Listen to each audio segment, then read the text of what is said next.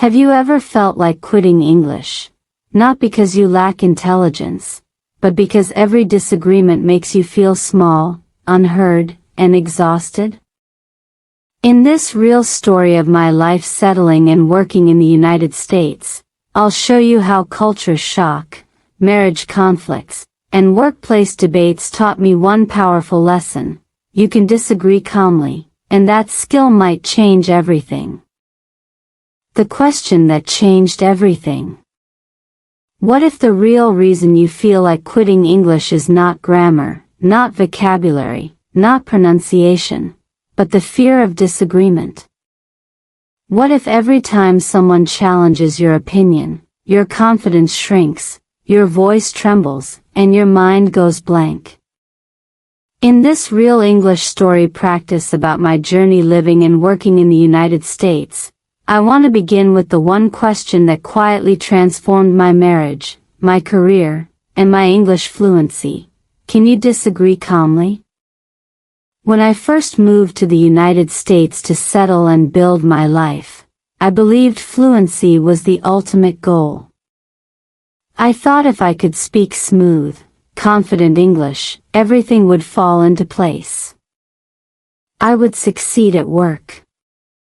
I would connect deeply in relationships. I would finally feel secure.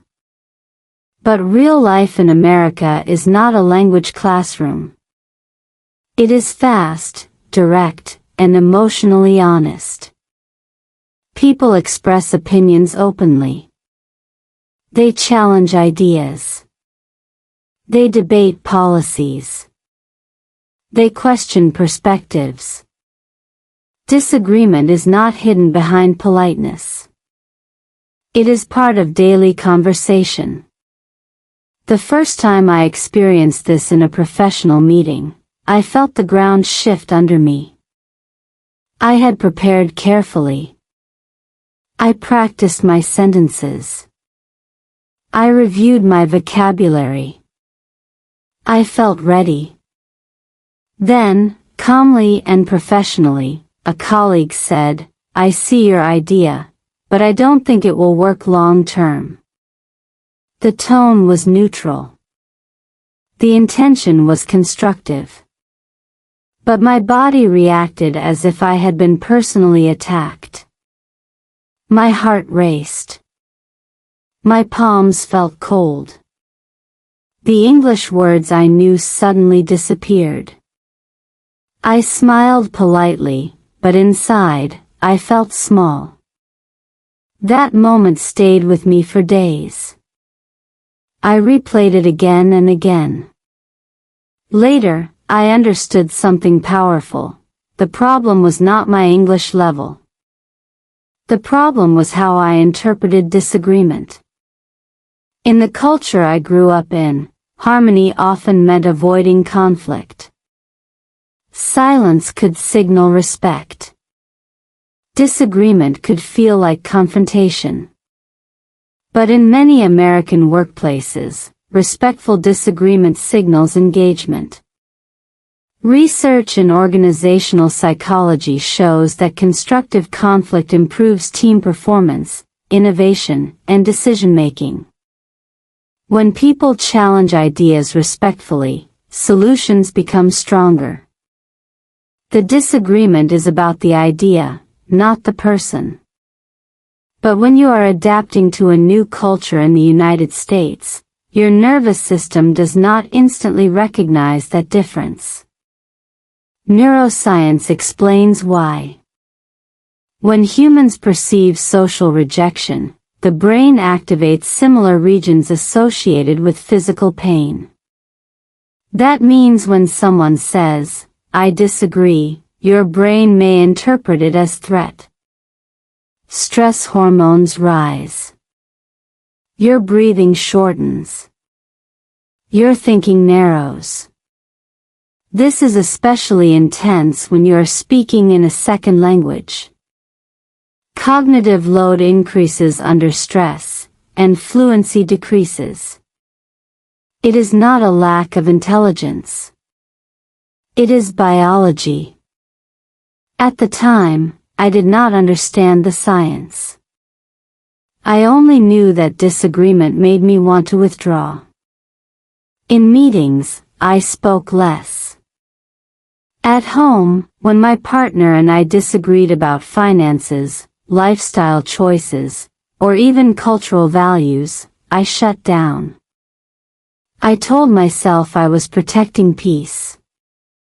In reality, I was avoiding discomfort. Living and working in America forced me to confront this pattern. Direct communication is often valued in the United States. Expressing your opinion clearly is considered confidence. But confidence is not loudness. It is stability. And I did not feel stable. One evening, after a small but emotionally heavy argument at home, I sat alone and asked myself a difficult question.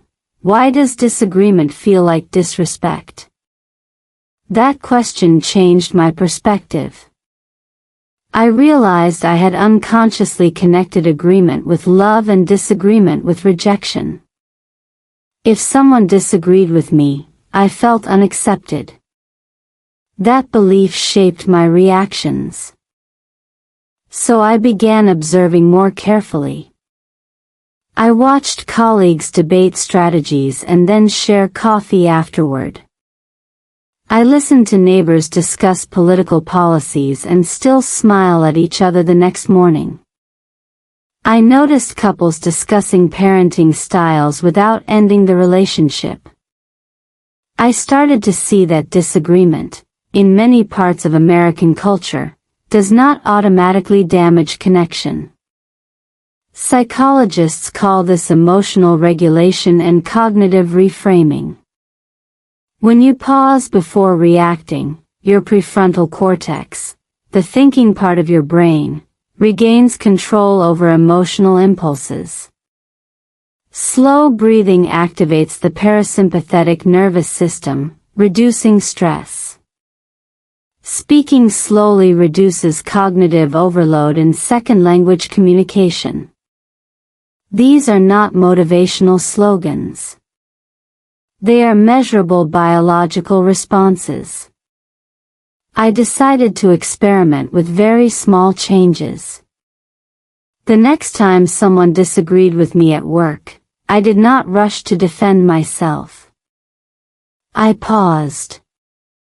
I inhaled slowly. Then I used simple, clear English. That's an interesting point. Can you explain what concerns you most? I see it differently, and here is why. Short sentences.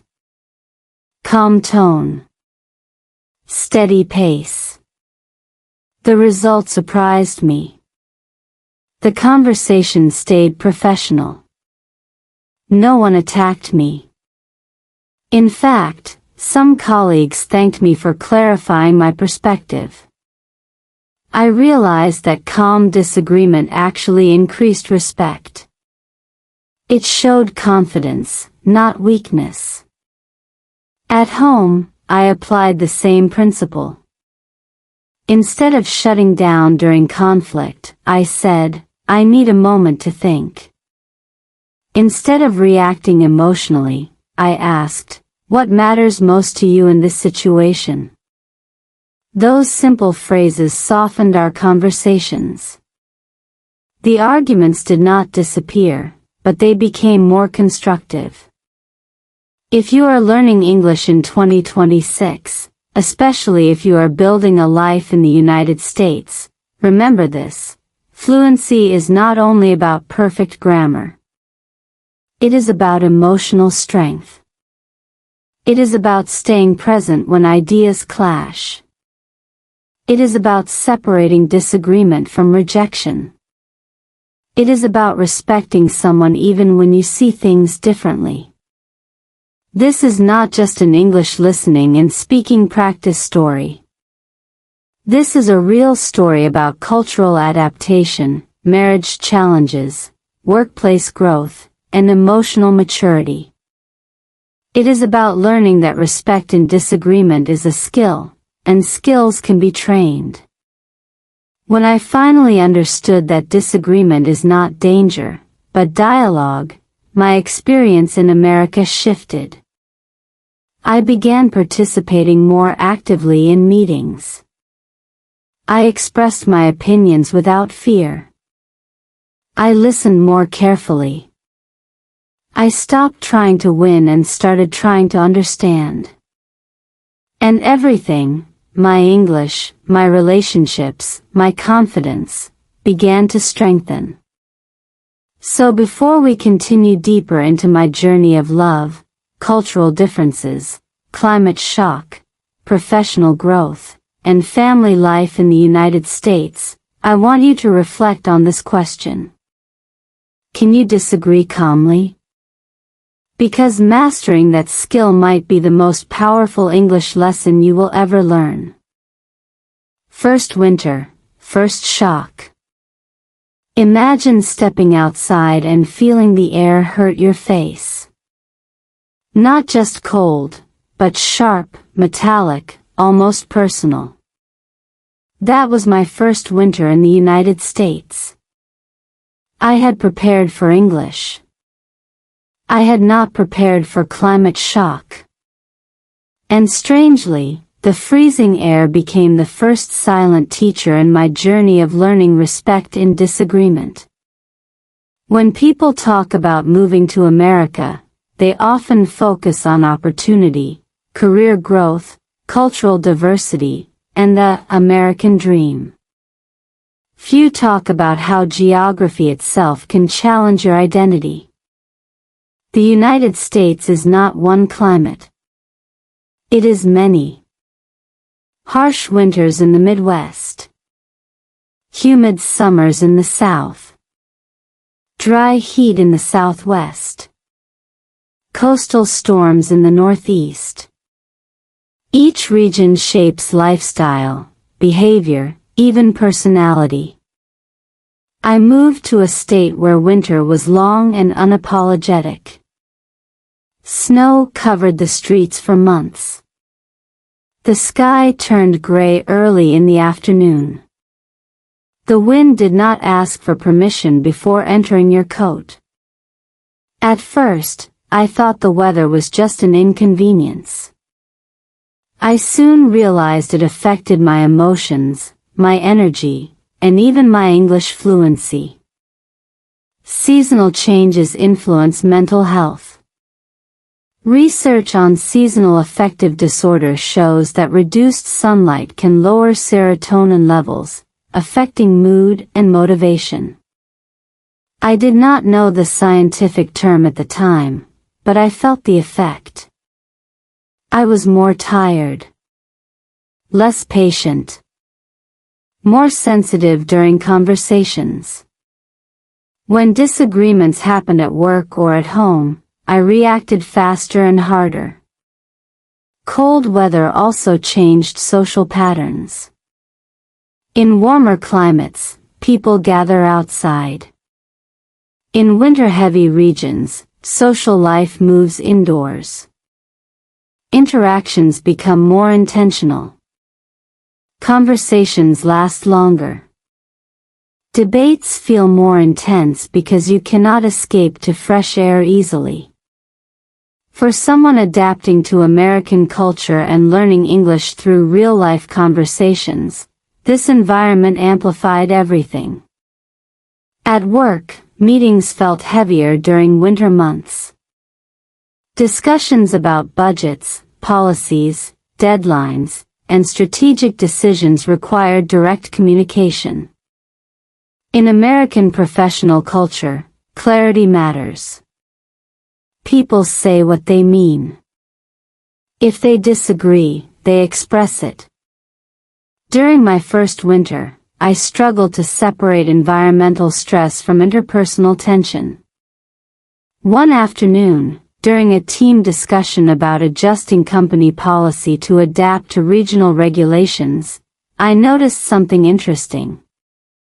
Colleagues debated firmly but calmly. They referenced data. They cited local laws.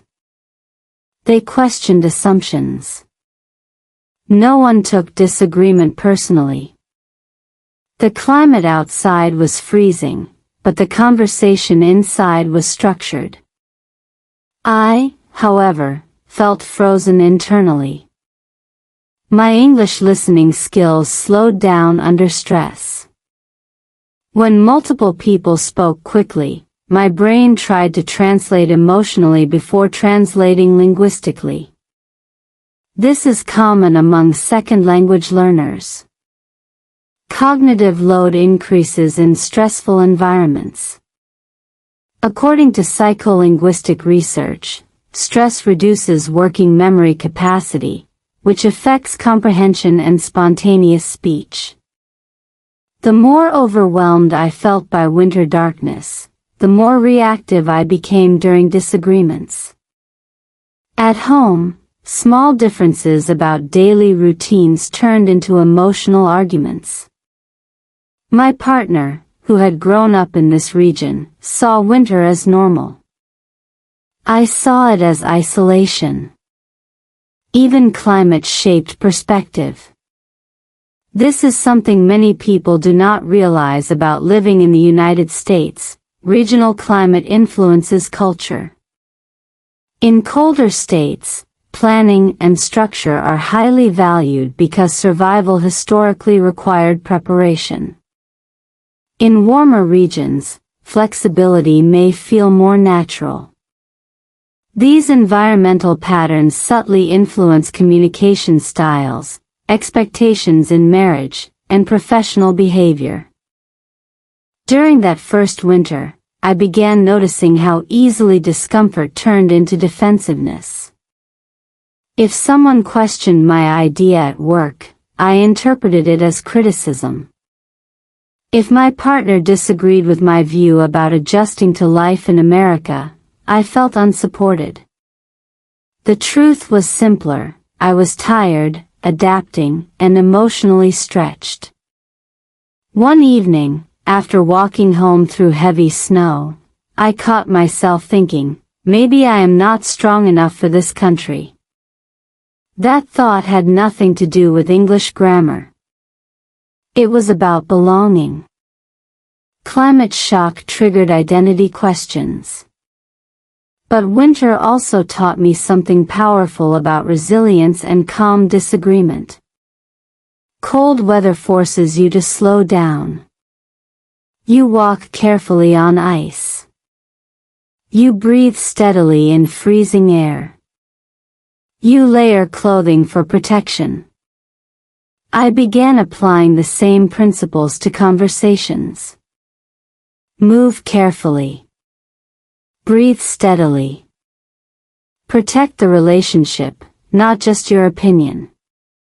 Instead of reacting immediately during debates, I paused. I noticed how the environment affected my mood. I started saying simple sentences like, "Let's slow down. Can we look at the facts? I need a moment to think." These phrases were not dramatic. They were stabilizing.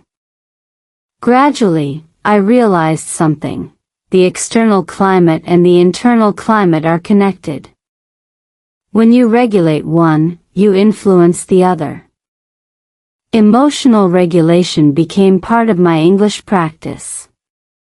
Listening slowly. Speaking clearly. Disagreeing without raising my voice. Living in the United States means adapting not only to language but to environmental rhythm. In winter, life demands patience. That patience transferred into my communication style. I learned that calm disagreement requires emotional warmth, especially when everything else feels cold. If you are building your life in America, remember this: culture shock is not only about food or accent. It can be about weather, light, pace, and social norms. And those factors influence how you argue, how you listen, and how you respond. My first winter did not break me. It refined me. It exposed my emotional triggers. It showed me how quickly stress can disguise itself as anger. And it pushed me to develop a new skill, separating discomfort from disrespect. As spring slowly arrived and the snow began to melt, something inside me softened too. I understood that adaptation is not about eliminating differences. It is about learning how to navigate them calmly. And winter, ironically, became the foundation for learning respect in disagreement. Love across accents. Falling in love in your native language is complicated enough. Falling in love in your second language, in the United States, while adjusting to a new culture, climate, and career, that is a different level of emotional mathematics. And this is where my journey of learning respect in disagreement became deeply personal. I met my partner during my second year living and working in America. It was not dramatic.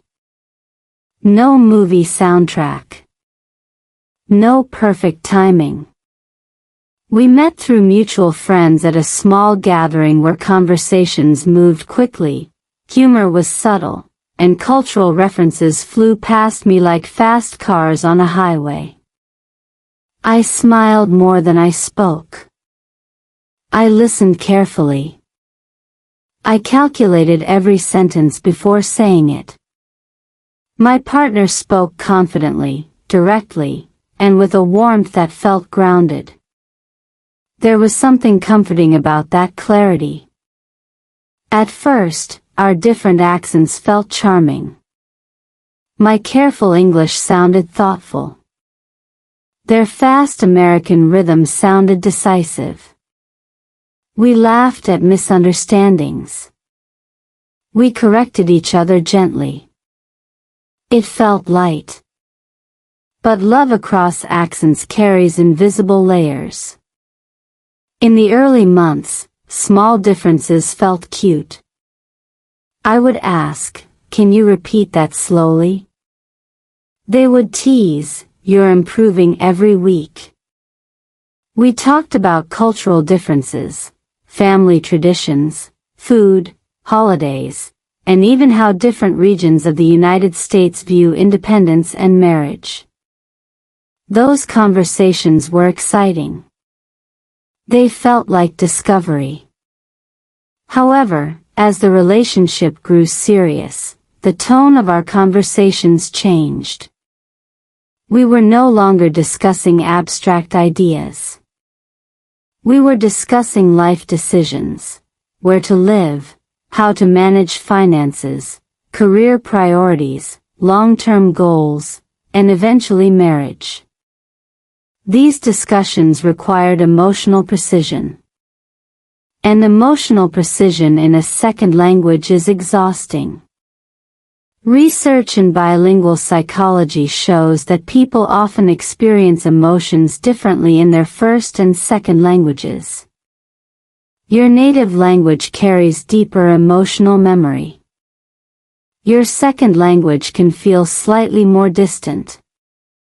That distance can be helpful during negotiation, but it can also create misunderstandings. You may sound colder than you feel, or more blunt than intended. Our first serious disagreement happened over something simple: work-life balance. I believed stability required long hours and sacrifice. My partner valued boundaries and personal time. The conversation started calmly. Then tone shifted. Words sharpened. "You don't understand how competitive it is," I said. "You're not listening to what I'm saying," they replied. Neither of us was attacking. But neither of us felt heard. In that moment, I realized something important. disagreement in love feels more intense than disagreement at work. When a colleague challenges your idea, your ego reacts. When your partner challenges your values, your identity reacts. My instinct was to defend, to explain, to prove. But my English became faster and less clear. I spoke emotionally instead of thoughtfully. My partner responded with equal intensity. The conversation escalated. Not because we lacked love, but because we lacked a shared strategy for calm disagreement. Living in the United States means navigating a culture where individual expression is encouraged. In many American relationships, open communication is seen as healthy. Saying, "I disagree," does not mean, "I reject you." But emotionally, that distinction takes practice. After that argument, I replayed the conversation in my head. I noticed something subtle. I had listened only to respond, not to understand. I had focused on defending my position instead of exploring theirs. This pattern is common.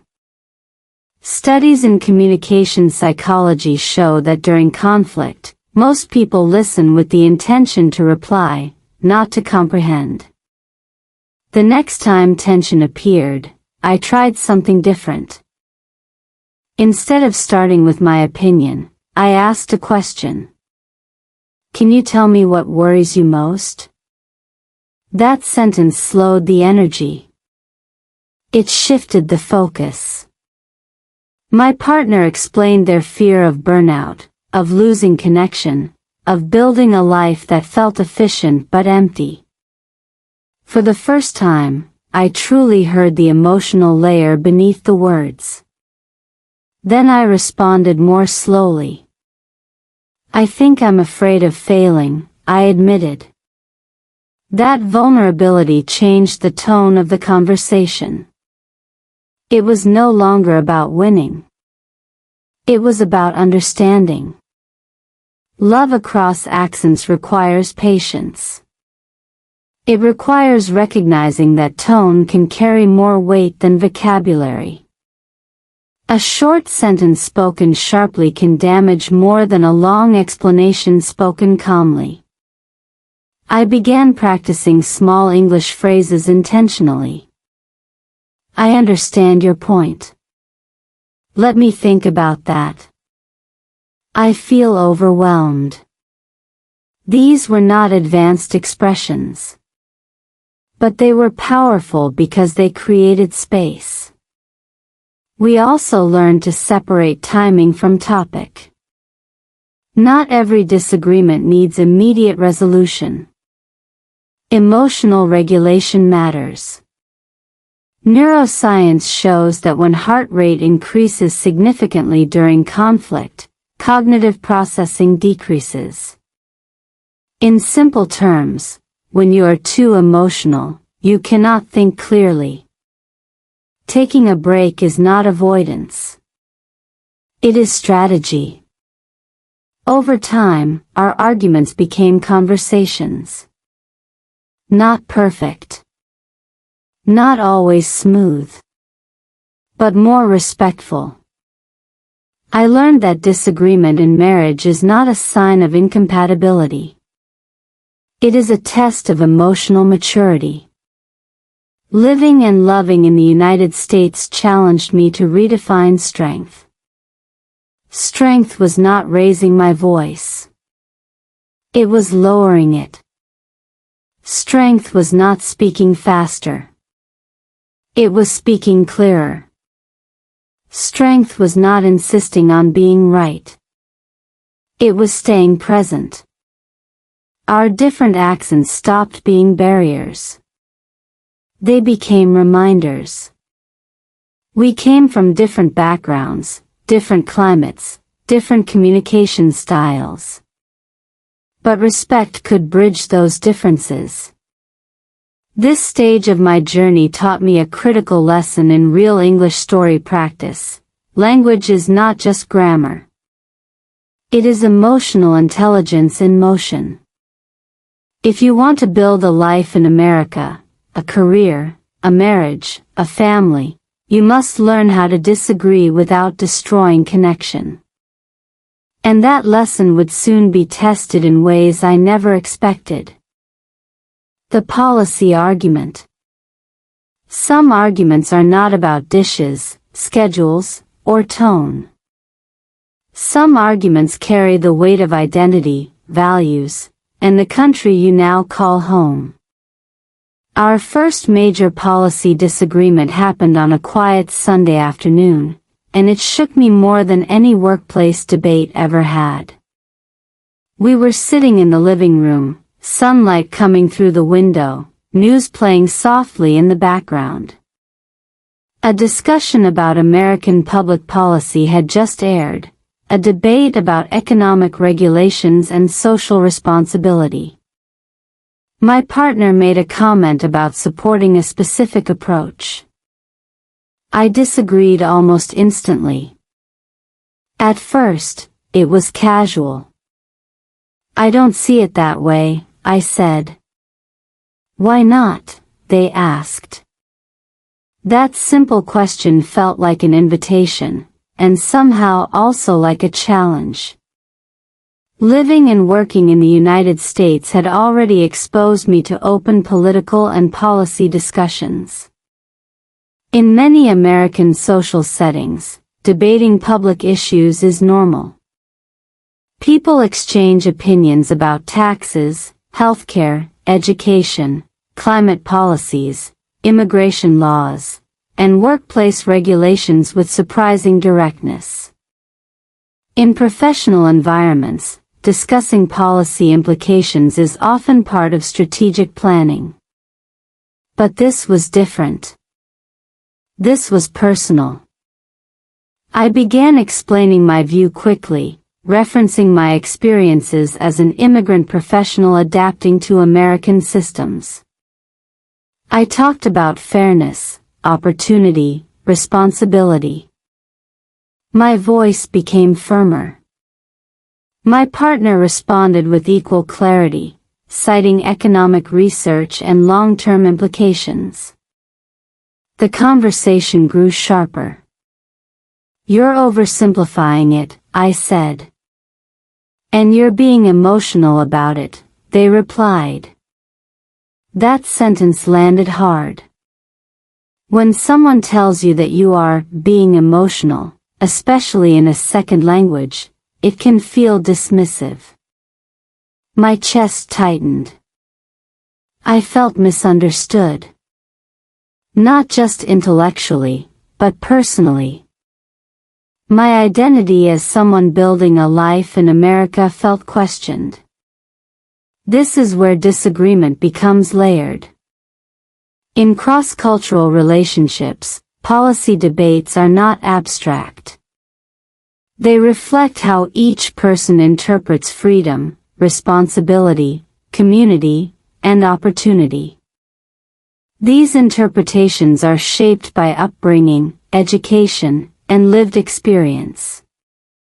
Psychological research on moral foundations theory explains that people prioritize different core values. Some emphasize fairness and care. Others emphasize authority and tradition. Some focus on liberty and individual rights.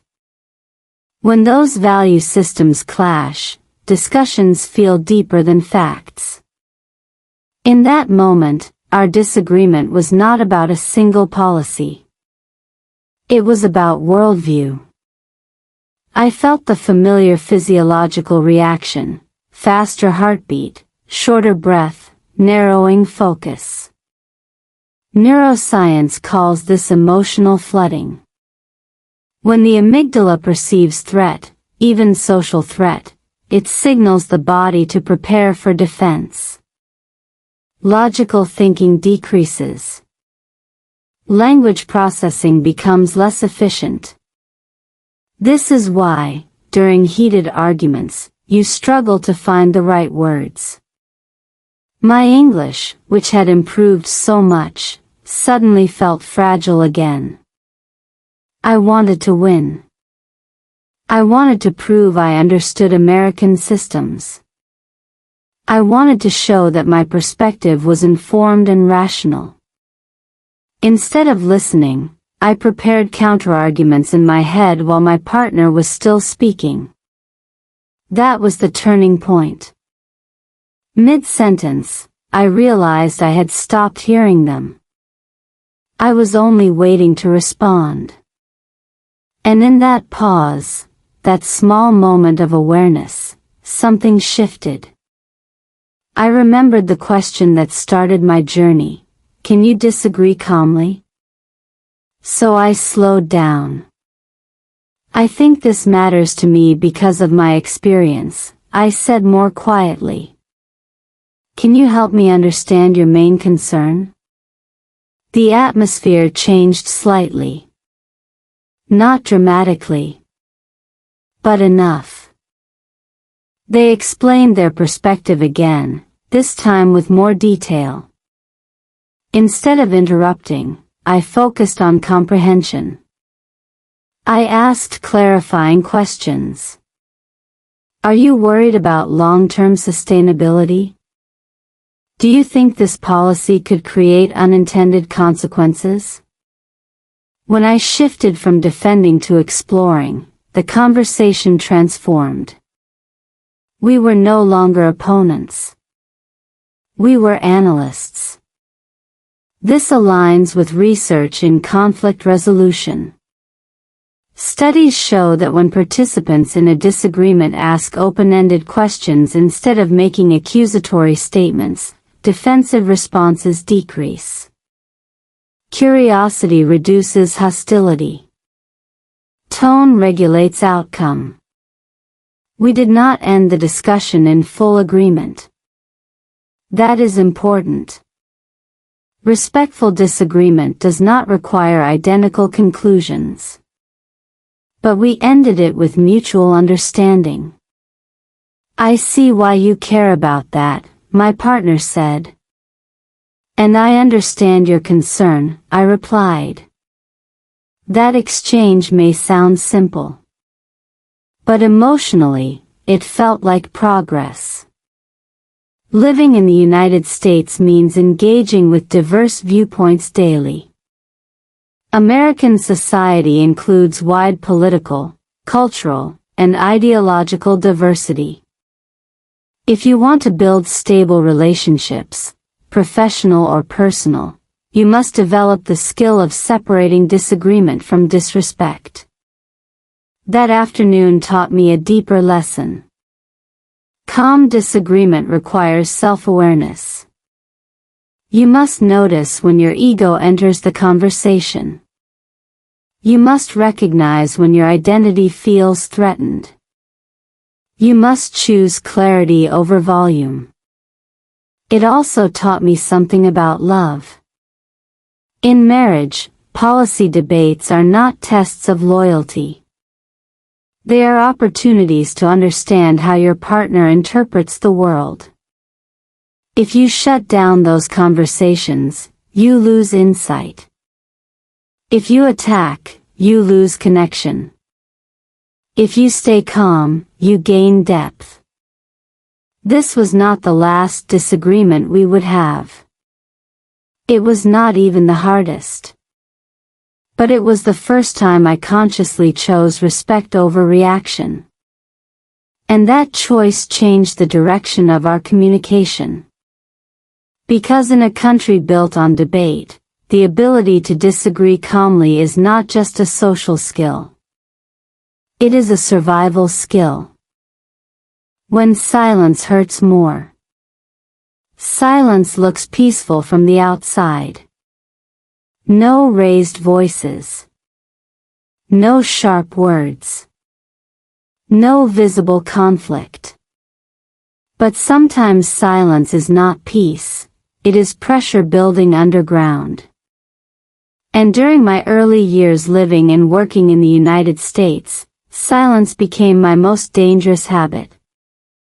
After the policy argument and a few smaller disagreements at home, I convinced myself that avoiding conflict was maturity. If I did not bring up sensitive topics, we would not argue. If I nodded and said, "It's fine," things would stay calm. On the surface, it worked. Our home felt quieter. Our conversations became lighter. But inside me, tension accumulated. At work, something similar happened. In meetings, when colleagues debated strategy or challenged ideas, I sometimes chose not to speak. I told myself I was still improving my English listening skills. I told myself I needed more time before expressing strong opinions. In reality, I was afraid of emotional discomfort. Research in communication psychology shows that conflict avoidance often leads to lower relationship satisfaction over time. When concerns are not expressed, resentment grows silently. The brain does not forget unresolved tension. It stores it. And I was storing a lot. Living in American culture means encountering direct communication regularly. People are encouraged to express preferences clearly. In many professional environments, silence can be interpreted as agreement. When I stayed quiet during disagreements at work, decisions moved forward without my perspective. Later, when outcomes did not align with my expectations, I felt frustrated, but I had not participated. This created an internal contradiction. I wanted influence. I wanted respect. But I avoided the very conversations that build both. At home, the pattern was more emotional. When my partner expressed opinions I disagreed with, I sometimes smiled and said, "Okay." But my tone carried subtle distance. Over time, they sensed it. One evening, after what seemed like a normal day, my partner asked gently, "Are you actually okay? Or are you just saying that?" That question felt uncomfortable. Not accusatory. Just honest. I realized something painful. By avoiding disagreement, I was not protecting our relationship. I was weakening it. Silence created emotional ambiguity. And ambiguity creates insecurity. Neuroscience helps explain why suppression is costly. When you suppress emotional expression, stress levels remain elevated. The body continues releasing cortisol. Over time, chronic suppression can increase anxiety and reduce emotional intimacy.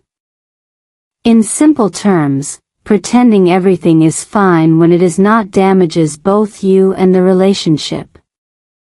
For English learners building a life in the United States, this dynamic can be even more complex. When you are not fully confident in your language skills, silence feels safer. If you do not speak, you cannot make mistakes. If you do not express disagreement, you cannot be misunderstood. But silence also prevents growth. One specific workplace moment still stands out. Our team was discussing a new internal policy that would increase workload temporarily. I had concerns. I believed the plan underestimated long-term strain. But when the conversation became intense, I hesitated. Others spoke confidently. I remained quiet. The policy was approved. Weeks later, when stress levels rose and deadlines tightened, I felt resentment. I had seen potential problems, but I had not voiced them. My silence did not protect me. It limited me. That experience forced me to confront a hard truth. Avoiding disagreement is a form of self-erasure. In my marriage, the pattern was similar. Small unspoken frustrations accumulated. One night, during what should have been a simple conversation about weekend plans, tension suddenly surfaced. The reaction seemed disproportionate to the topic. But it was not about the weekend. It was about months of minimized feelings.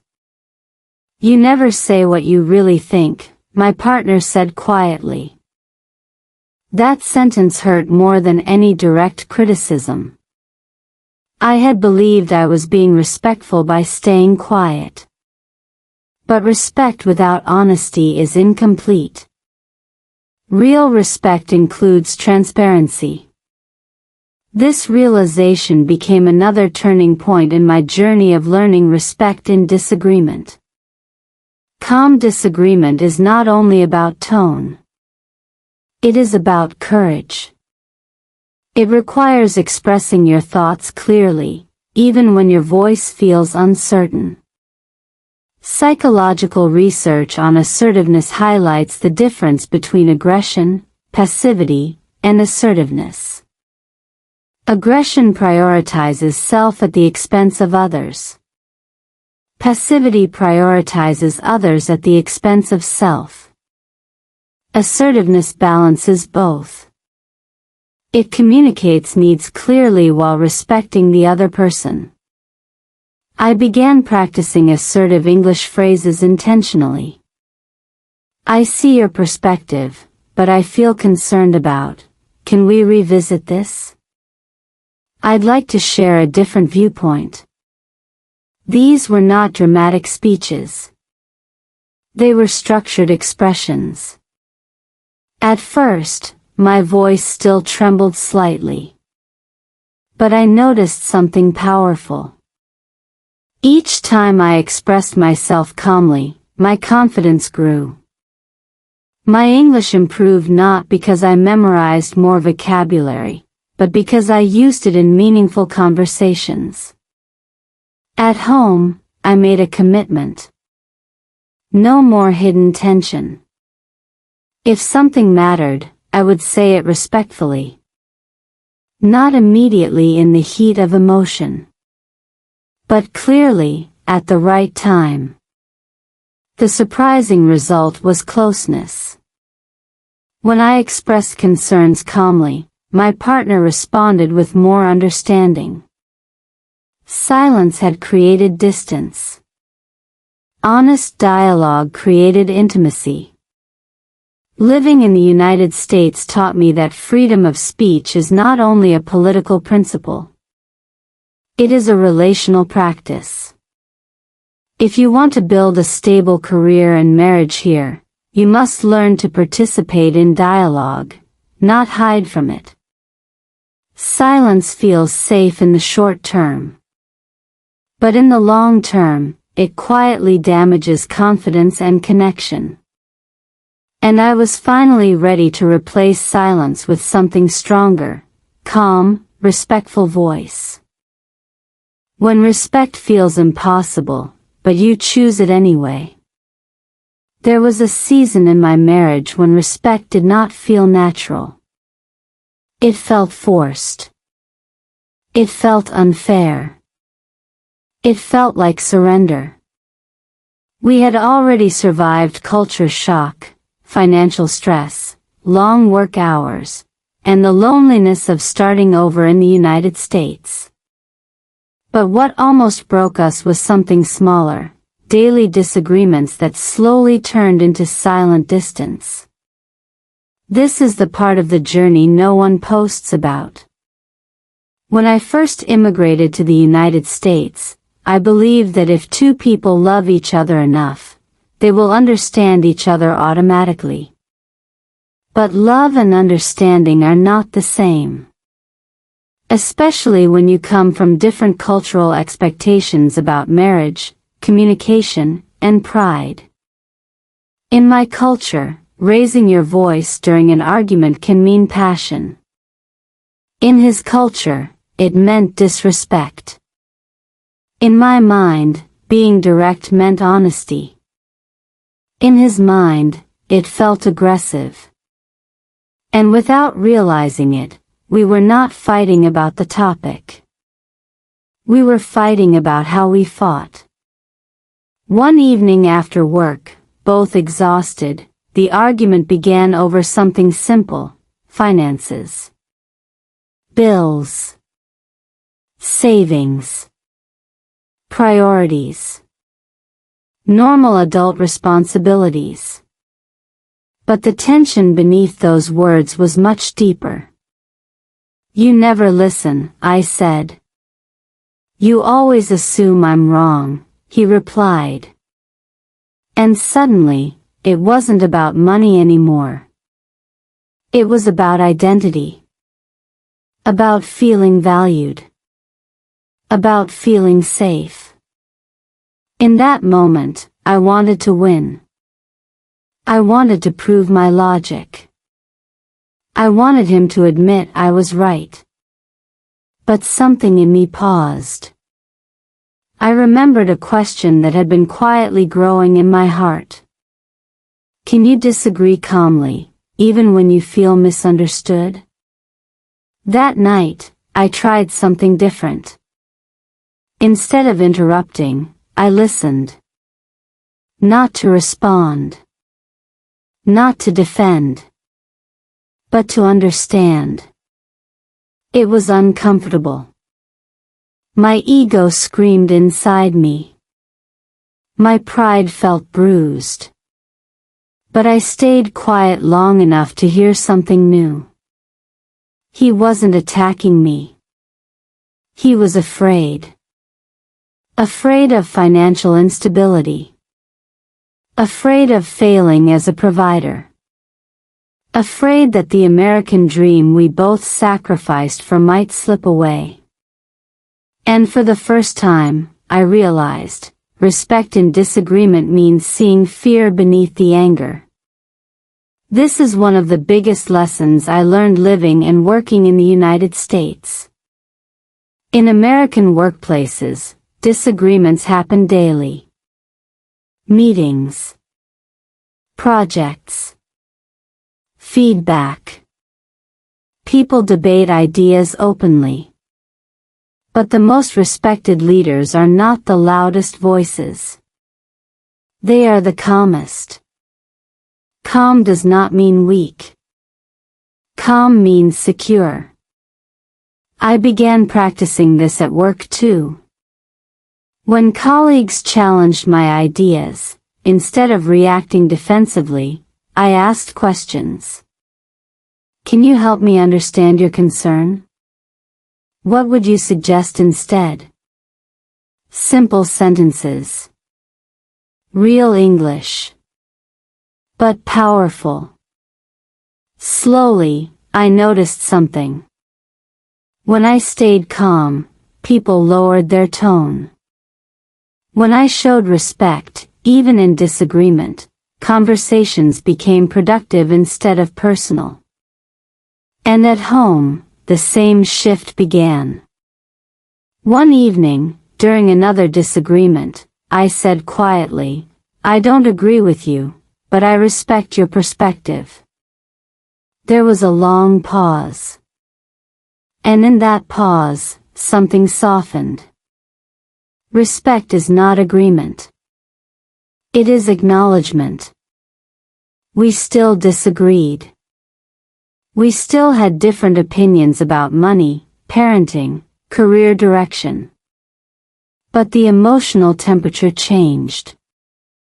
Instead of saying, you're wrong, we started saying, I see it differently. Instead of accusing, we explained. Instead of escalating, we paused. This did not happen overnight. There were setbacks. Days when exhaustion won. Days when old habits returned. But each time we tried again. Because we realized something important. Winning the argument is easy. Protecting the relationship is harder. Living in the United States taught me resilience. Working here taught me professionalism. But marriage taught me humility. There is something about immigration that amplifies every weakness. You leave behind support systems. You face pressure to succeed. You carry the invisible weight of expectations, from family back home, from society, from yourself. And when two immigrants or partners are both under pressure, disagreements feel heavier. But here is the truth I want to share in this real English story practice. Disagreement is not the enemy. Disrespect is. When we stopped trying to eliminate conflict and started focusing on how we handled it, everything changed. We created small rules for ourselves. No interrupting. No sarcasm. No bringing up old mistakes. Pause if voices rise. These sound simple. But they require discipline. Sometimes the most mature sentence you can say is, "Let's talk about this when we're calmer." That sentence saved our marriage more than once. In American culture, people often say, "Agree to disagree." At first, I thought that meant giving up. Now I understand it means choosing peace over pride. If you are watching this and feeling exhausted in your relationship, if you are living in the United States trying to balance work, identity, and marriage, I want you to know this. You are not failing because you disagree. You grow when you learn to disagree with dignity. The turning point in our journey was not when we stopped arguing. It was when we stopped trying to defeat each other. Now, when tension rises, I remind myself. Respect first. Ego later. And sometimes, I still struggle. I am not perfect. But growth is not about perfection. It is about intention. If you stay with this channel, you will see that my story is not about being strong all the time. It is about learning, failing, adjusting, and choosing love again. In the next part of this journey, I will share the moment when disagreement pushed us to the edge, and the unexpected conversation that changed everything. Because sometimes, the breakthrough comes right after you think you cannot handle one more argument. So let me ask you gently. Can you disagree calmly, even when your heart feels loud? Stay with me. The hardest chapter is still ahead. The night we almost gave up, and the conversation that saved us. There was one night when silence felt heavier than any argument we had ever had. Not the loud kind of silence. Not slammed doors or dramatic words. Just quiet. Cold. Controlled. And that kind of silence is dangerous. We were sitting in the living room of our small apartment in the United States, the same place where we once celebrated getting our first jobs, our first car, our first holiday as a married couple in a new country. That night, it felt unfamiliar. Earlier that evening, a disagreement had started about something practical, long-term plans. Career decisions. Whether to move to another state for better opportunities. It was a logical discussion. But emotionally, it was a storm. He wanted stability. I wanted growth. He wanted predictability. I wanted possibility. Neither of us was wrong. But neither of us felt heard. When you immigrate and build a life in the United States, everything feels urgent. Every decision feels permanent. There is no extended family nearby to soften mistakes. No childhood friends to reassure you. It's just the two of you making adult decisions in a system that doesn't pause for your confusion. That pressure magnifies disagreement. That night, after hours of tense conversation, he said something that hurt more than I expected. Maybe we just want different lives. It wasn't loud. It wasn't cruel. It was tired. But it landed like a threat. For a brief second, I imagined what giving up would look like. Separate apartments. Separate routines. No more arguing, but also no more partnership. And that scared me more than the conflict itself. I went into the bedroom and sat alone. My mind was racing with pride, fear, anger, disappointment. The ego inside me whispered, if he can't support your dreams, maybe he isn't the right partner. But another voice, quieter, steadier, asked something else. Are you trying to be understood, or are you trying to understand?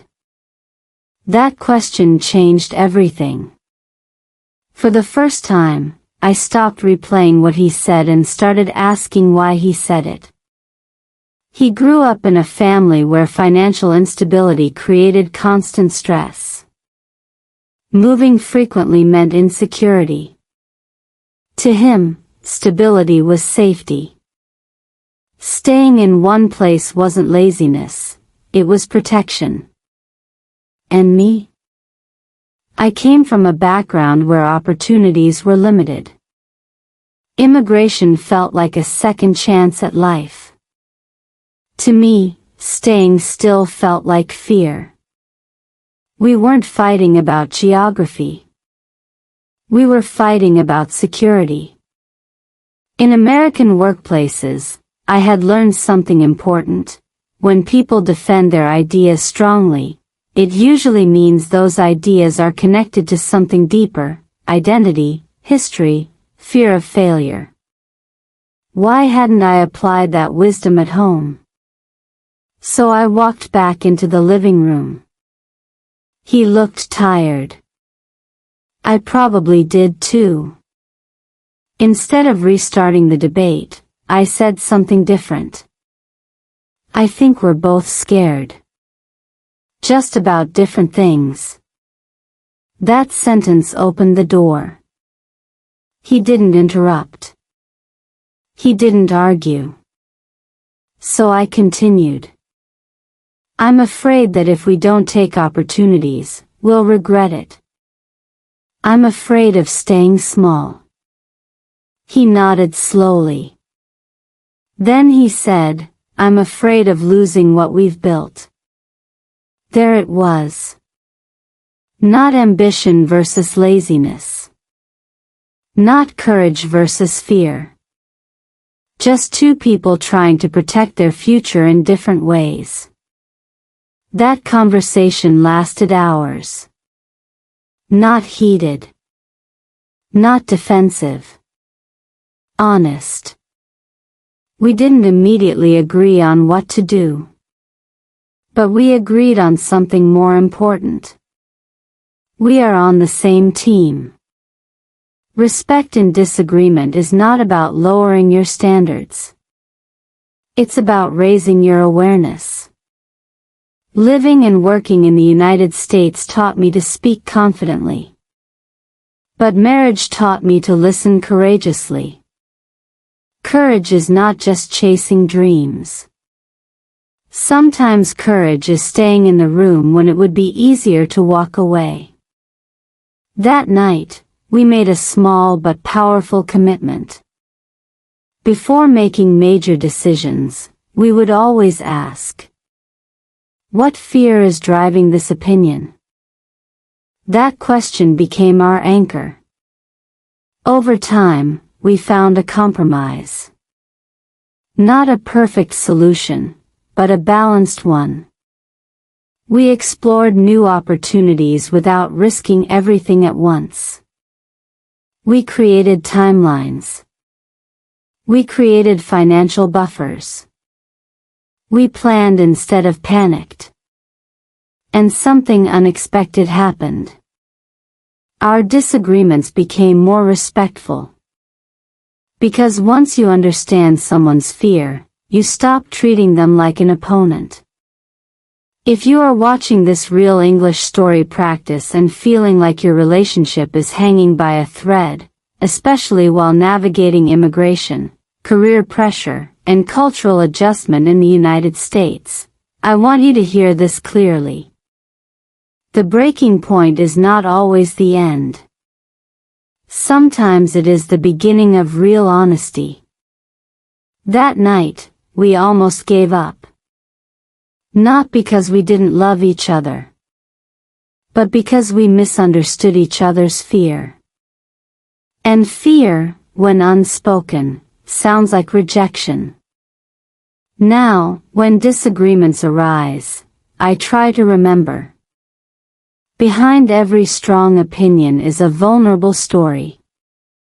Respect means asking for that story. Do we still disagree? Yes.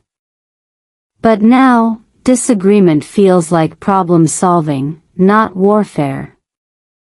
If you stay with this channel, you'll see that my journey in the United States is not just about career growth or cultural adaptation. It is about emotional maturity. It is about learning how to protect love while pursuing ambition.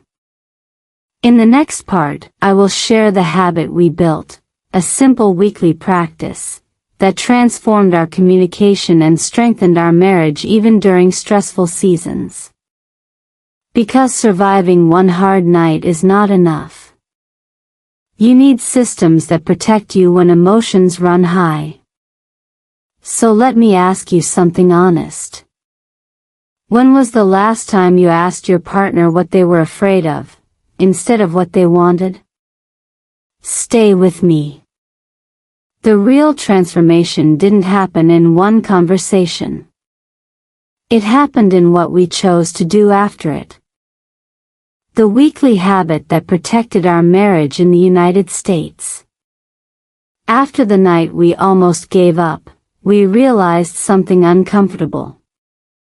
One honest conversation can save a relationship for a moment. But only consistent habits can save it long term. Love without structure is fragile, especially when you are building a life in the United States, balancing immigration stress, career pressure, financial goals, and cultural differences inside one marriage. We didn't need another dramatic breakthrough. We needed a system. So we created something simple. Almost ordinary. A weekly check-in. At first, it sounded unnecessary. We live together, we talk every day, why schedule a conversation? But daily talk is not the same as intentional communication. Daily talk is logistics. Intentional communication is emotional alignment. Every Sunday evening, after dinner, we sit down, no phones, no television, no multitasking. Just two chairs facing each other. We ask 3 questions. That's it. 1. What felt heavy this week?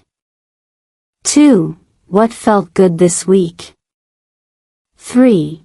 Is there anything unspoken between us? Simple English. Clear structure. But powerful. The first few weeks were awkward. Sometimes one of us would say, "Nothing's wrong." Sometimes we'd keep answers short. Sometimes we didn't know how to describe our emotions. But we stayed consistent. Living and working in the United States taught me that consistency builds trust. In professional environments, weekly meetings keep projects aligned. Why shouldn't marriage deserve the same discipline? The first real breakthrough happened during one of these Sunday conversations. He admitted that work had been overwhelming. He felt pressure to perform, to prove himself, to maintain stability. But instead of saying, "I'm stressed," it had been coming out as irritability at home. And I realized something about myself too. When I feel emotionally disconnected, I become critical. I focus on small flaws. I demand reassurance indirectly instead of asking directly. That weekly habit gave us a safe space to say, "I'm not angry at you. I'm overwhelmed. I'm not disappointed in you. I'm insecure. I'm not withdrawing from you. I'm exhausted." Disagreement often hides inside unexpressed emotion. If you wait until frustration explodes, you're already late. This weekly check-in became our emotional maintenance system. We also added one rule. No solving during the first 10 minutes. Just listening. Respect in disagreement begins with restraint. In American workplace culture, there's something called active listening. You repeat back what you hear to confirm understanding. I started practicing that at home. So what I'm hearing is, "You felt unsupported when I dismissed your idea." When someone feels accurately heard, their defensiveness decreases immediately. And something surprising happened over time. Our arguments became shorter. Not because we avoided difficult topics, but because tension didn't accumulate. Immigration life in the United States can be isolating. Without extended family nearby, your spouse often becomes your entire emotional support system. That can create pressure. Unrealistic expectations. Silent resentment. But when you build intentional habits, you reduce emotional guessing. One Sunday, I asked the third question. "Is there anything unspoken between us?" He hesitated. Then he said, "Sometimes I feel like you're always preparing for the next level. The next goal. The next move. And I worry that I'm not enough as we are." That hurt, not because it was an attack, but because it was honest. My ambition, shaped by my immigrant journey, was pushing us forward. But he needed reassurance that growth would not replace gratitude. That conversation changed my perspective. Ambition without reassurance can feel like dissatisfaction. So I started expressing appreciation more intentionally. "Thank you for working so hard. I'm proud of what we've built. I choose you, not just the future." Small sentences. Real English. Deep impact. Our weekly check-in also gave us permission to admit when we handled disagreement poorly. Sometimes I'd say, "I interrupted you too quickly during that argument." Sometimes he'd say, "I shut down instead of explaining." Accountability became normal, not humiliating. And here's what I learned. Respect in disagreement is not proven in the heat of conflict. It's built in calm moments before the next one.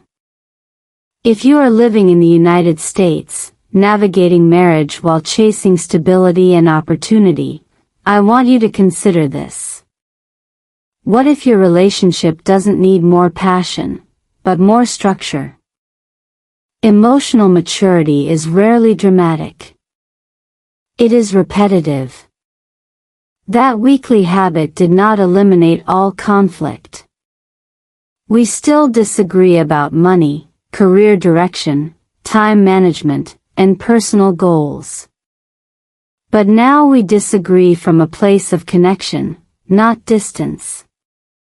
There is a difference between we're arguing because we're drifting apart, and we're disagreeing because we're building something together.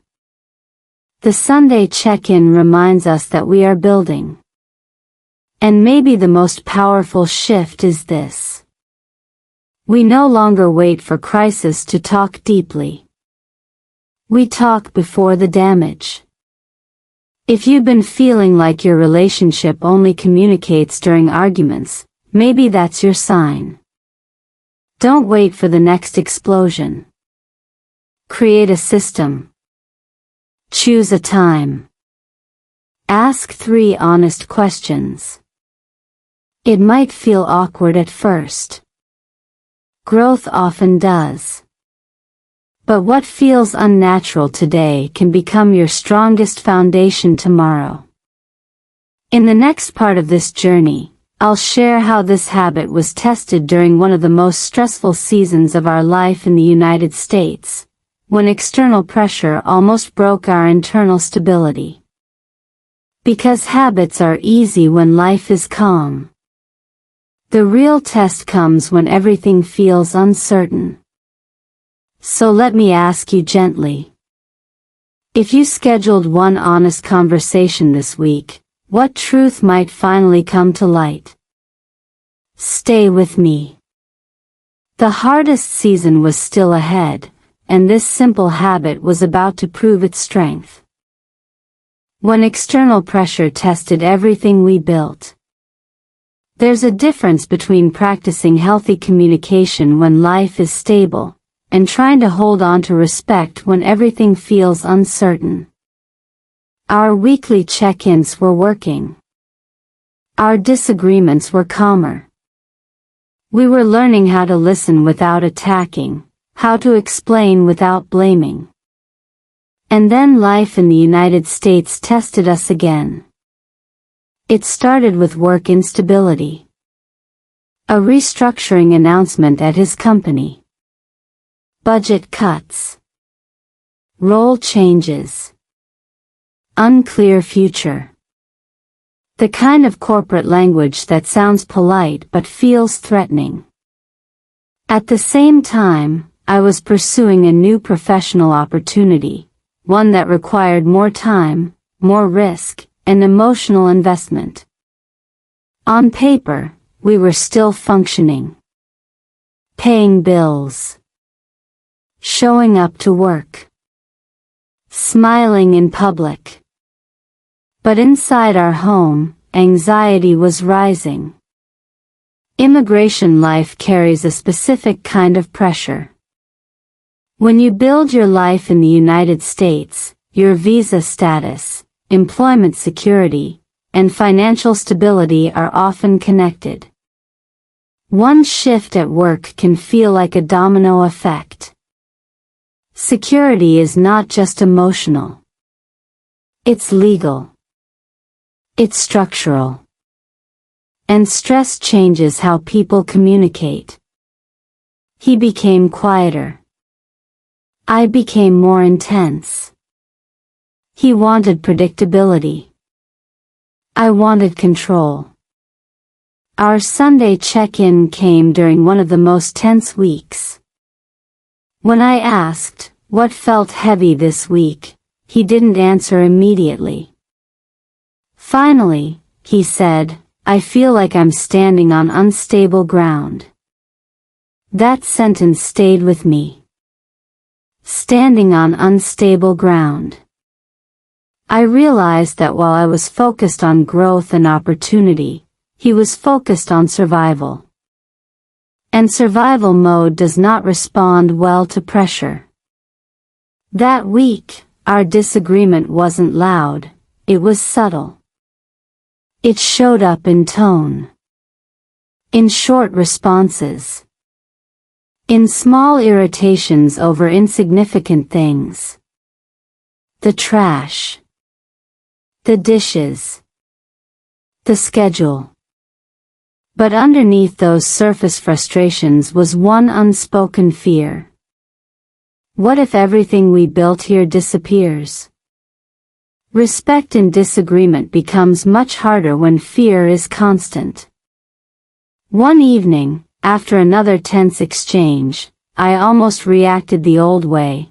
Sharp words, defensive tone, logical arguments about why everything would be fine. But I stopped. Because I remembered something crucial. When someone feels unsafe, logic sounds dismissive. So instead of arguing, I asked him directly. What are you most afraid of right now? He didn't hesitate. Failing here. Not failing in general. Failing here, in the United States. In the country where we started over. In the place that represents sacrifice, hope, and identity. And in that moment, the disagreement wasn't about money, or work schedules, or career ambition. It was about dignity. Immigrants often carry invisible pressure, to prove the move was worth it. To prove the struggle had meaning. To prove to family back home that the sacrifice was justified. Failure feels heavier when it crosses borders. I sat next to him instead of across from him. Physical positioning matters more than we think. Across from each other can feel like opposition. Sitting beside each other feels like partnership. I don't see you as failing, I said quietly. I see you as fighting. And something shifted. Stressful seasons reveal whether your communication habits are real, or temporary. That week, our Sunday check-in became longer. More emotional. Less structured. We added a fourth question. What do you need from me this week? His answer surprised me. Patience. Not solutions. I am a problem solver by personality. When tension appears, I look for strategy. Plans.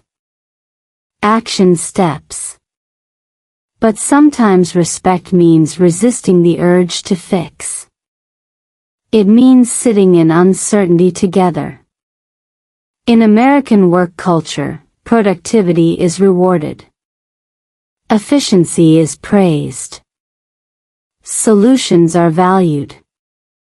But marriage is not a corporate project. Sometimes the most productive thing you can do is listen without accelerating. That week, I consciously softened my tone.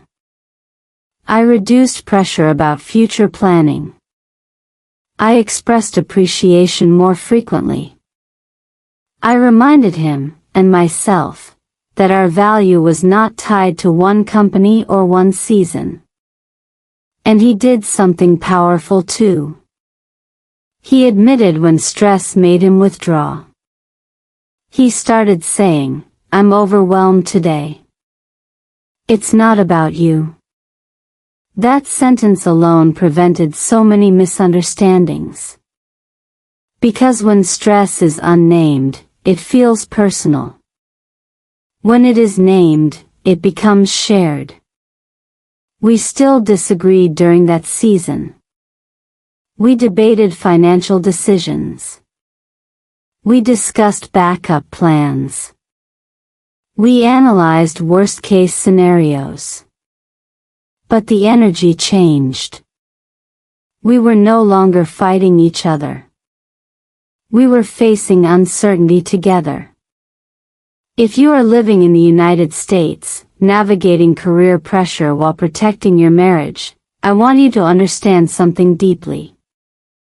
External instability will test your internal stability.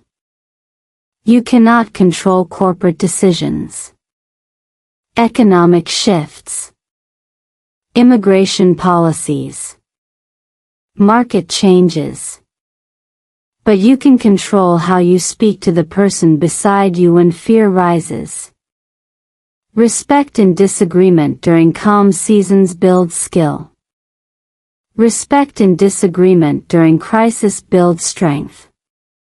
That stressful period did not end overnight. There were weeks of uncertainty.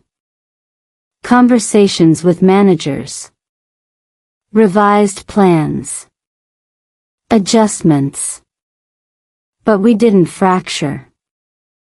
Because the weekly habit we built, the intentional check-in, created a safe place before crisis arrived.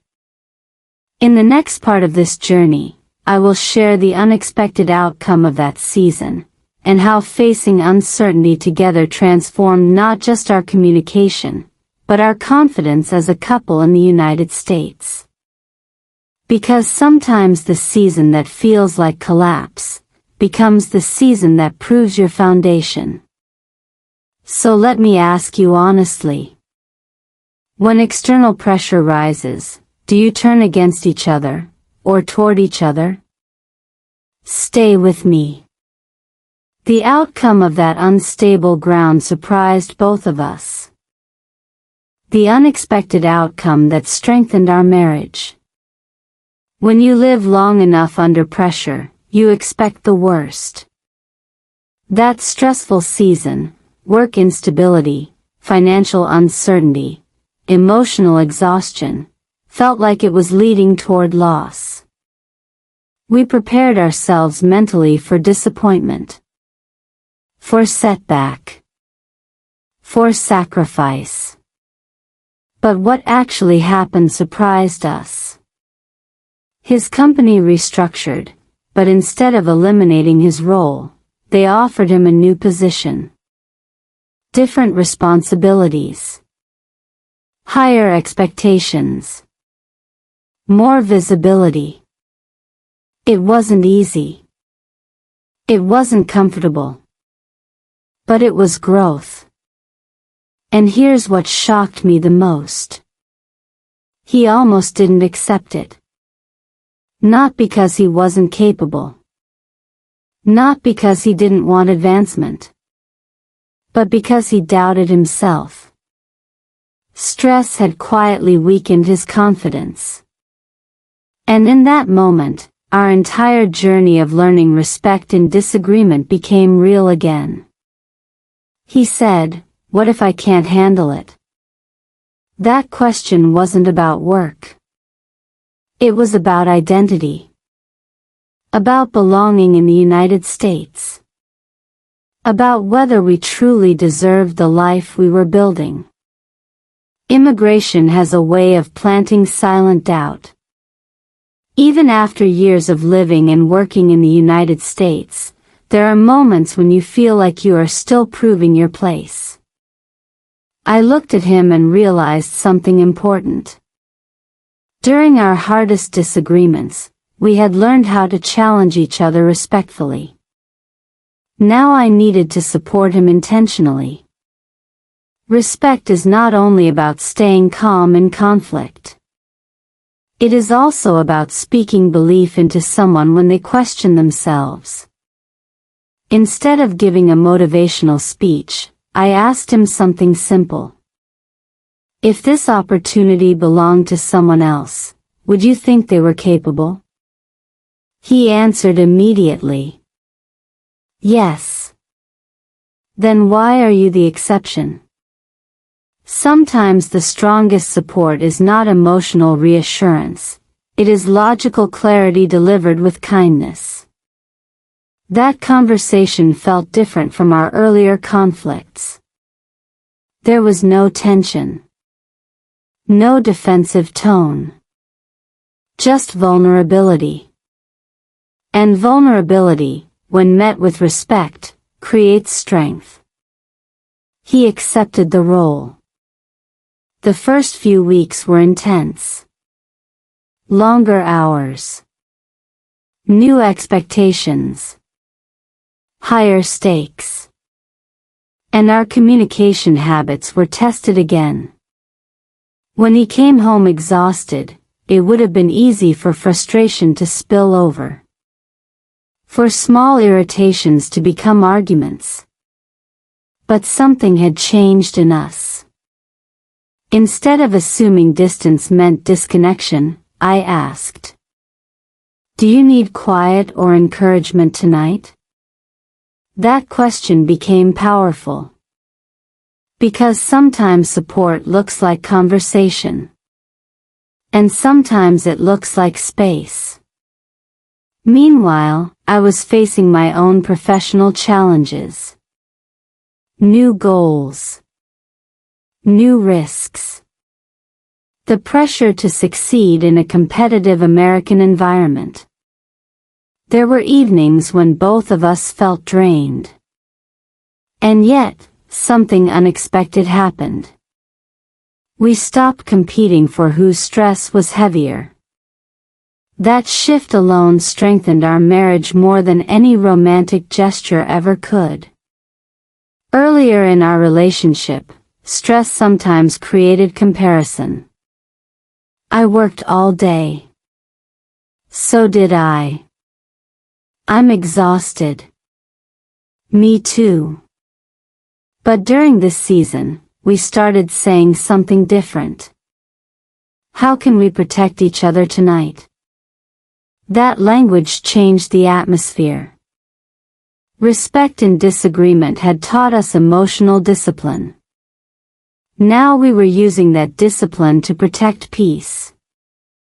One night, during our Sunday check-in, I asked, "What felt good this week?" He paused. Then he said, "I feel like we're stronger than the pressure." That sentence meant more than the promotion. Because external success can fluctuate. Titles change. Salaries shift. Companies restructure. But internal strength, that is built intentionally. Living in the United States can amplify ambition. It can push you toward constant achievement. Bigger goals. Higher income. More recognition. But this season taught us something deeper. Success without unity feels empty. What made his new role meaningful was not the title.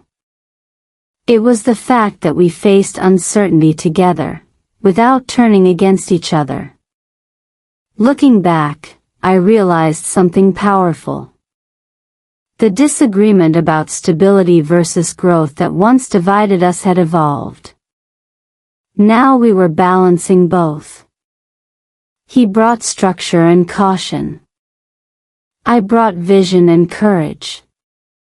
Instead of clashing, those differences became complementary.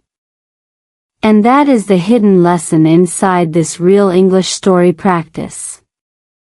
The traits that create conflict in marriage can become strengths, if handled with respect. If you are watching this while navigating career growth, immigration pressure, or emotional exhaustion in the United States, I want to tell you something honest. The breakthrough is rarely dramatic. It looks like small changes in tone. Intentional weekly conversations. Choosing curiosity over accusation. Sitting beside each other instead of across from each other. That stressful season did not disappear overnight. Challenges still came.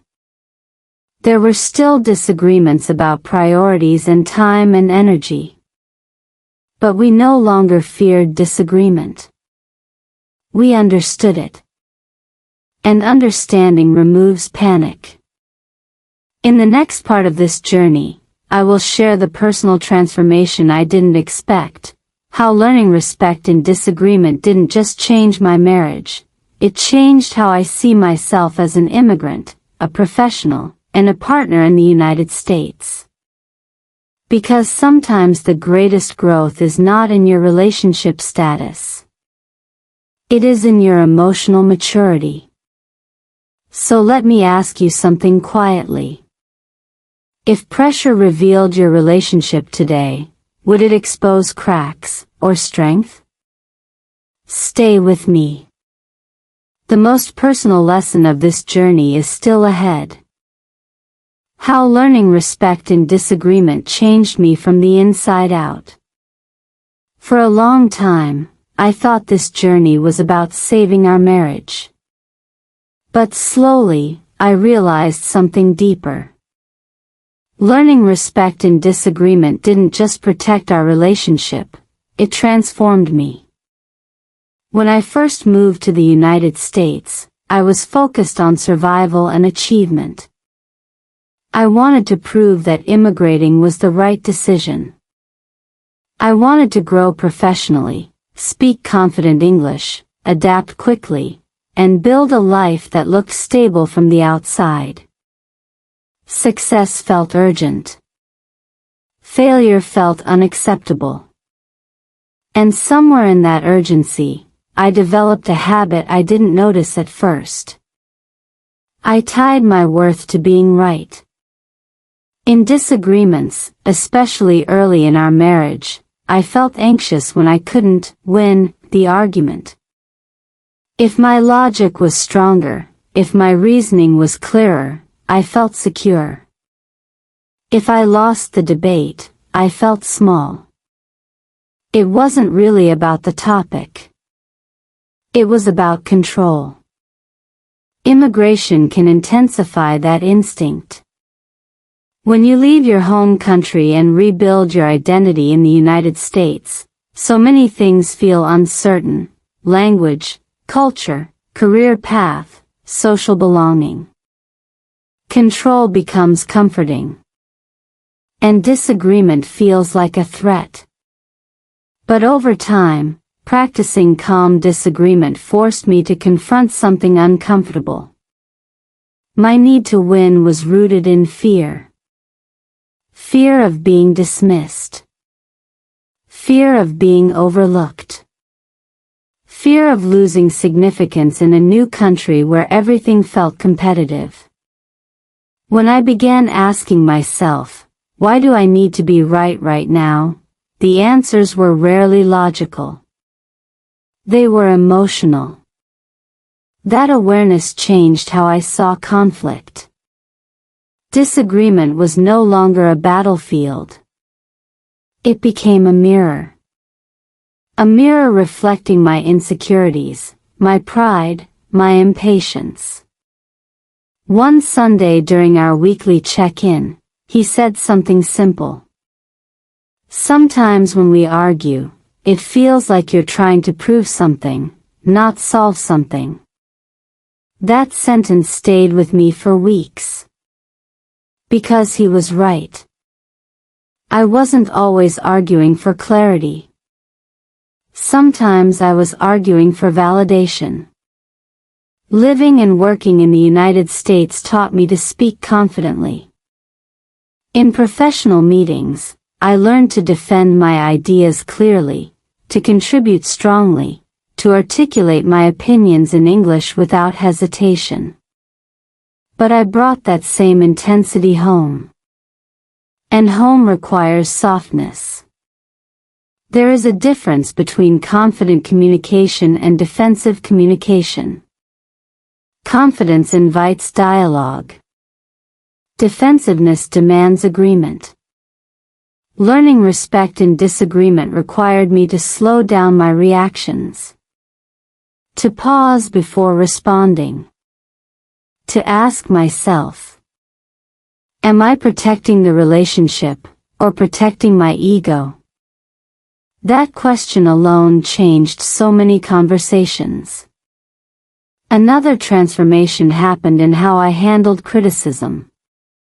Earlier in our marriage, if he pointed out something I could improve, I immediately explained myself. Justified. Defended. Clarified. Now, I try something different. I listen first. Sometimes I respond with, "You might be right." Those 3 words used to feel like surrender. Now they feel like strength. Because maturity is not about always being correct. It's about being open. Living in the United States exposed me to diverse perspectives, at work, in social circles, in everyday interactions. People from different cultural backgrounds communicate differently, interpret tone differently, express disagreement differently. Instead of assuming my way was the best way, I began observing. Respect is not passive. It is active curiosity. When I shifted from, "How do I defend my view?" to, "What can I learn from this difference?" my stress decreased. And something surprising happened. I felt more confident, not less. Because confidence no longer depended on dominance. It depended on self-awareness. This internal shift also changed how I see my identity as an immigrant. At first, I felt pressure to prove myself constantly. To show strength. To avoid appearing uncertain. To succeed visibly in the United States. But learning respect and disagreement taught me that vulnerability does not weaken identity, it strengthens it. When I admit uncertainty, I don't lose credibility. When I listen more than I speak, I don't lose power. When I apologize sincerely, I don't lose respect. I gain trust. And trust is more valuable than being right. One of the biggest realizations in this journey is this. Calm disagreement requires emotional security. And emotional security comes from knowing that your worth is not threatened by different opinions. Today, when we disagree, I notice the difference in myself first. My tone is steadier. My breathing is slower. My goal is clarity, not victory. That doesn't mean I am perfect. There are still moments when impatience rises. When stress shortens my responses. When pride whispers again. But awareness arrives faster now. And awareness changes outcomes. If you are watching this real English story practice while navigating marriage, career growth, and immigration life in the United States, I want you to understand something deeply. Respect and disagreement is not just a relationship skill. It is a personal transformation process. When you learn to handle conflict calmly, you become more grounded, more reflective, more secure in your identity. And that security impacts everything: your career, your friendships, your leadership, your self-esteem. In the next and final part of this journey, I will share the message I wish someone had told me when I first arrived in the United States, the lesson about disagreement, dignity, and emotional maturity that could have saved us years of tension. Because sometimes growth is not about adding more to your life. It is about removing the need to prove yourself. So let me ask you honestly. Who would you become if you no longer needed to win every argument? Stay with me. The final chapter of this journey brings everything together. The lesson I wish I knew when I first came to the United States. If I could sit across from the younger version of myself, the woman who had just landed in the United States with hope, fear, ambition, and silent pressure, I would not give her career advice first. I would not talk about networking, or English fluency, or financial planning. I would tell her this. You don't have to win every disagreement to build a successful life here. Because for years, I thought strength meant proving myself, at work, in conversations, in marriage. When I first immigrated to the United States, everything felt like a test. My accent, my qualifications, my adaptability, even my relationship. And when life feels like a test, disagreement feels like failure. If someone challenged my opinion, I felt exposed. If my partner disagreed with my plan, I felt unsupported. If I had to apologize, I felt weaker. But after everything, the late-night arguments, the almost breaking point, the weekly check-ins, the stressful seasons, the unexpected promotion, I see it differently.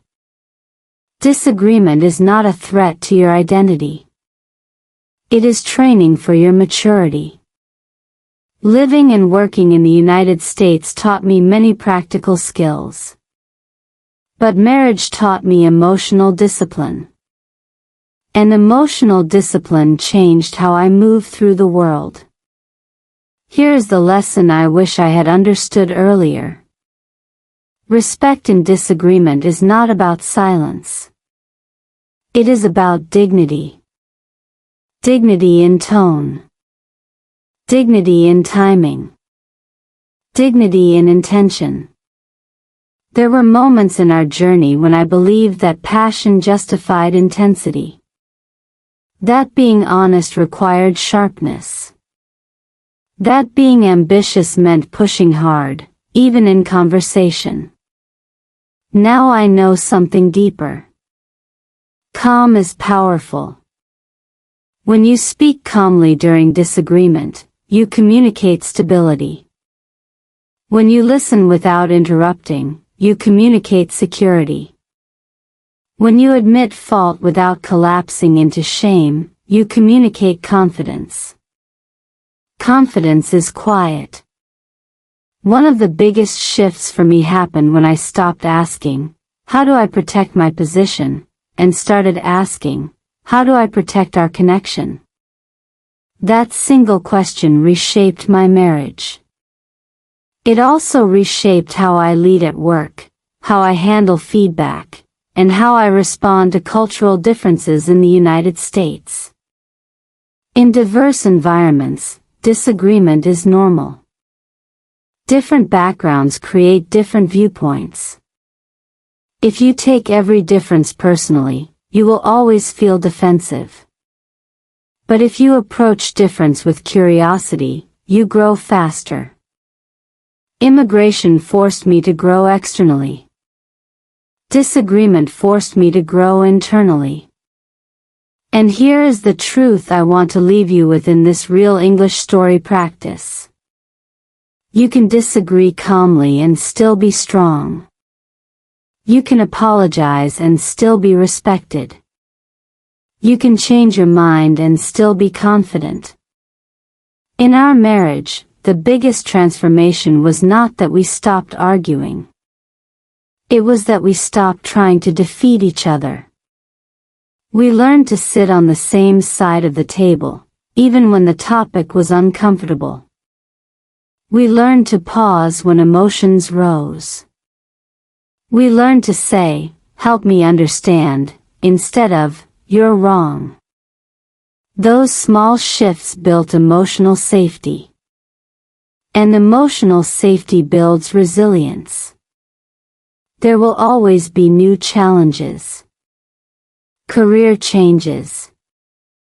Financial decisions. health concerns, family expectations. The reality of building a life in the United States does not become simpler overnight. But we are different now. When disagreement appears, we don't panic. We recognize it as part of growth. We check our tone. We name our fears. We remember that being right is temporary, but respect lasts. If you are watching this series because you feel tired in your relationship, because immigration pressure is heavy, because career stress is spilling into your home, I want to speak to you clearly. The solution is not avoiding conflict. The solution is transforming how you handle it. Ask yourself, are you arguing to win, or to understand? Are you defending your pride, or protecting your partnership? Are you reacting from fear, or responding from security? Emotional maturity is not automatic. It is practiced. It is built through weekly conversations, through uncomfortable honesty, through choosing softness when ego demands intensity. And here is the final truth I wish someone had told me years ago. Respect in disagreement is a long-term investment. Every calm response strengthens trust. Every sincere apology deepens safety. Every moment of curiosity replaces resentment. Today, when I think about our journey in the United States, the early tension, the cultural differences, the stressful seasons, the almost breaking night, I don't feel regret. I feel gratitude. Because learning how to disagree calmly did not just save our marriage. It revealed who we are capable of becoming. Stronger. Softer. More secure. So let me leave you with this final question. The next time disagreement enters your home, will it divide you, or develop you? Your answer may shape more than your argument. It may shape your entire future. Final closing, a message before you leave. If you've stayed with me through this entire journey, through the immigration pressure, the marriage tension, the almost breaking night, the weekly check-ins, the promotions, the fear, the growth, then you already understand something powerful. This was never just a story about disagreement. It was a story about identity. About emotional maturity. About building a life in the United States without losing yourself, or each other. I learned respect in disagreement is not just a title. It is a transformation. Because the real question was never can you win the argument? The real question is, can you protect love while holding your ground?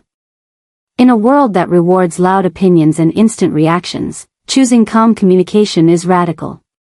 In a culture that moves fast, especially here in the United States, choosing emotional discipline inside marriage is powerful. And maybe that's why this story matters. If you are navigating immigration life, career growth, cultural differences, or relationship stress, you are not alone. The pressure is real. The misunderstandings are real. The exhaustion is real. But so is growth. So is resilience. So is the possibility that your hardest disagreements are shaping the strongest version of you. This channel is not about perfection. It is about real English, real emotion, real marriage, real growth in America. If this story resonated with you, if it challenged you, comforted you, or quietly confronted you, then stay connected. Because this is only one chapter. In the next series, I will share the unspoken emotional struggles of building confidence as an immigrant professional in the United States, the moments of doubt, the invisible comparison, the silent pressure to succeed, and the mindset shifts that changed everything. And I promise you this. It will go deeper. If you believe that respectful disagreement can transform relationships.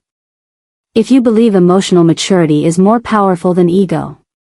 If you are building a life in the United States and want to grow stronger, not just externally, but internally, then this channel is for you.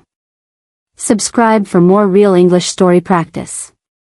Like this video if you believe in calm communication in marriage. Comment below, can you disagree calmly? Your story matters here. And maybe the next disagreement in your life won't be the one that breaks you. It might be the one that builds you. I'll see you in the next chapter.